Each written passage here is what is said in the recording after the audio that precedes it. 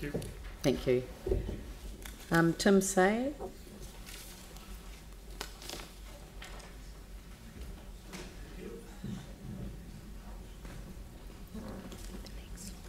We're running on time today.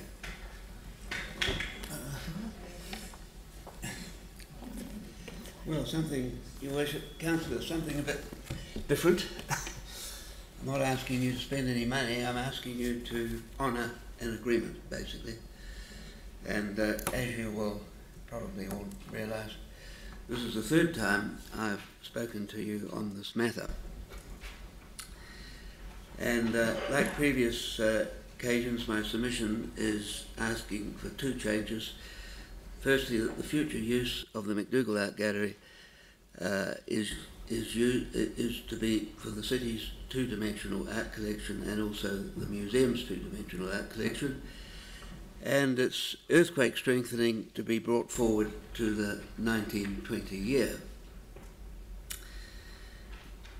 While it's the same, my submission is basically the same as the previous 2 years, I do wish to just make a couple of points which I think you might not fully appreciate.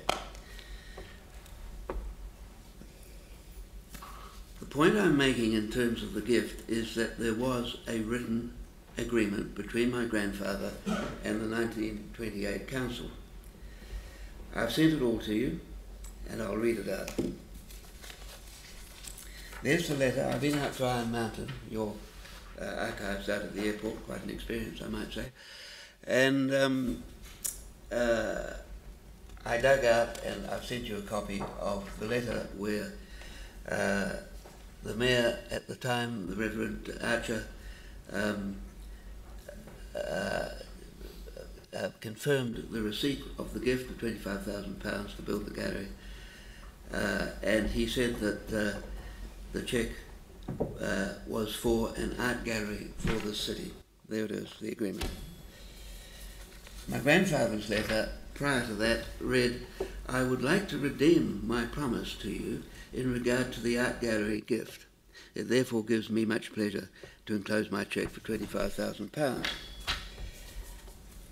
And the second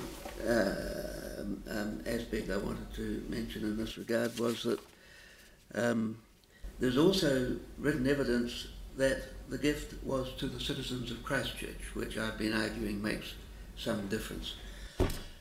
And it's actually on the foundation stone just to the right of the steps as you go in. And there it is there, and it says, "This art gallery was presented to the citizens of Christchurch by R.E. McDougall, Esquire, on the 28th of May, 1928. So there was a written agreement. It wasn't just some kind of gentleman's thing where the cheque was written out and nothing was ever left as any kind of a written record at all. And of course he's also on public record as saying he didn't want to have anything to do with the museum. He wanted it to be an art gallery for the city. He actually wanted it to be built away from where it was, of course.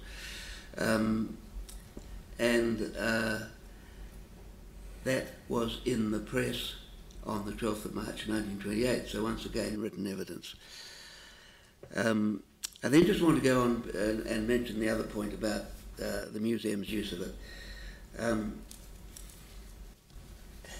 It can't be used by the museum for decorative arts and crafts. For heritage reasons, the conservation plan states quite clearly that it should be used as closely as possible for what it has been used in the past. So using it for huge, great three-dimensional objects that the museum, that's what the museum wanted to use it for. Anthony Wright got the Act changed for that reason.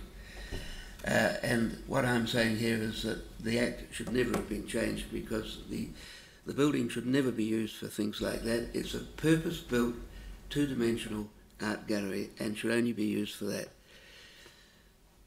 And then I've just gone on, I'd just like to point out that if you boil this thing down, it's not a difficult decision for you. If you just can accept the fact that it can only be used basically for two-dimensional art, it can't be used for large three-dimensional objects, then you don't have to decide to take it away from the museum at all. It can still be used by them for their art collection, as of course it used to be, and as of course the new Christchurch Art Gallery is starting to be used now, and that's a good thing. The museum's actually starting to lend some of their paintings to the new gallery. So it's not a difficult decision for you at all, but it's the right one, because if you don't make it, you're going to end up eventually dishonouring the terms of the gift, and what I'm saying is that no Christchurch council, to my knowledge, has ever done anything like that before in the city's history. And if I was one of you, I certainly wouldn't want to go there. And I then just say some of the old things again about the new gallery. It was only built to half the size. I've mentioned in my submission exactly what happened, the square meterage it was reduced by. It was at a meeting in 1997 before construction began. Very few people know that. Even the new director, Mr. Jackson, doesn't know that. I mean, a whole new generation, a whole new group of people have come on. Time's gone past, and people don't know what happened.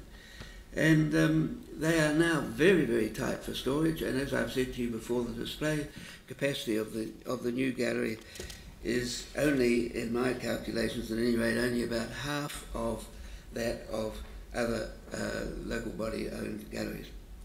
But in the end of all this, as I've said in my submission, the future should be determined by your obligations, and your obligations are to Robert McDougall, to the citizens of Christchurch, to the heritage of the building. It's a Category 1 heritage building, and the obligations you have under the Heritage Act New Zealand, and most importantly of all, which everyone forgets about, is the donors of the collection.